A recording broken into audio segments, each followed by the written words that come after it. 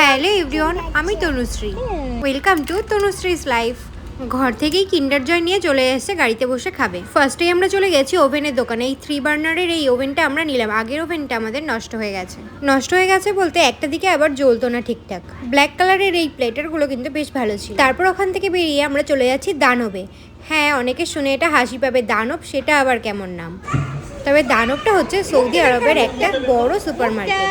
ঢুকেই দেখি আলমারাইয়ের একটা এরকম করা ছিল। মেয়ে আবার দেখো ওখানে ঢুকে ফটো টটো তুলছে, বেশ ভালো লাগছিল। পরে ওকে আমি ফটোগুলো দেখালাম, তো দেখে অনেক হাসছিল। এখানে দেখো কি না পাওয়া যায়, জিরে আর এগুলো কিন্তু রাঁধুনির মতন দেখতে। সৌদি আরবে যদিও রাঁধুনি পাওয়া যায় না, আমরা যখন বাড়ি থেকে আসি তখন যেন রাঁধুনি নিয়ে আসি। এগুলো আবার মেথি, ফ্ল্যাক্সিড। আবার এখান থেকে শুরু হলো কফির।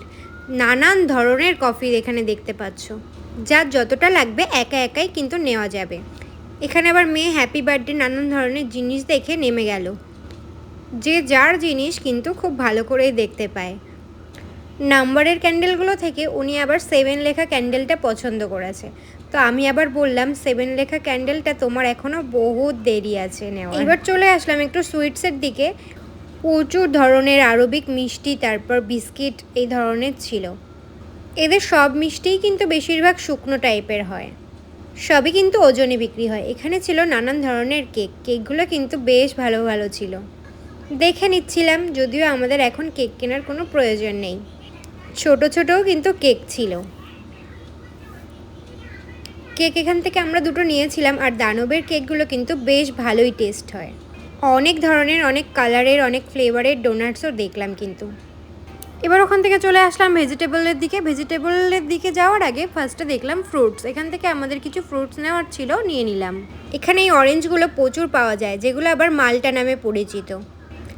তারপরে দেখো এখানে ব্লুবেরি, স্ট্রবেরি সব ধরনের বেরিও আছে। মেয়ে আবার এক একটা আমাকে দেখাচ্ছিল কত ধরনের টমেটো। একটু দেখো, আমি তো ফার্স্টে ভাবছিলাম গ্রেপস। পাইনাপেল কিন্তু আমার আর আমার হাজব্যান্ডের খুব পছন্দের। বেছে এখান থেকে একটা নিয়ে নিল। বাছাবাছির কাজটা হাজব্যান্ড খুব ভালোই করতে পারে।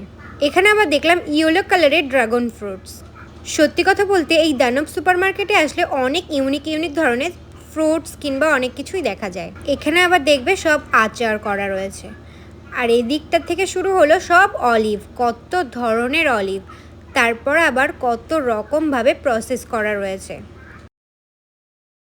বাবা কত বড় লঙ্কা রে, কত যাও রেখে আসো, যাও ওখানে রেখে আসো। মেয়ে ওর পছন্দের ড্রিঙ্কস নিয়ে বসে পড়েছে এখানে। সানটপ, এটা সৌদি আরবের ফেমাস। একটা গ্রেপ জুস নিয়ে নিলাম বাড়ির জন্য। এই ওয়াটার বোতলগুলো দেখতে খুব সুন্দর না, আর এই কিউটের জন্য আমি আবার একটা করে নিয়েও নিই। জল খেয়ে বোতলগুলো আবার ফ্রিজে জল ভরে রেখে দিই পরের বার খাওয়ার জন্য। এখানে আবার অনেক সুন্দর সুন্দর বোল দেখলাম। কোড়ে মাটির ছিল ওপরের গুলো, আর নিচের দিকটায় ছিল একদম কাঠের তৈরি। বেশ ভালো লাগছিল দেখতে।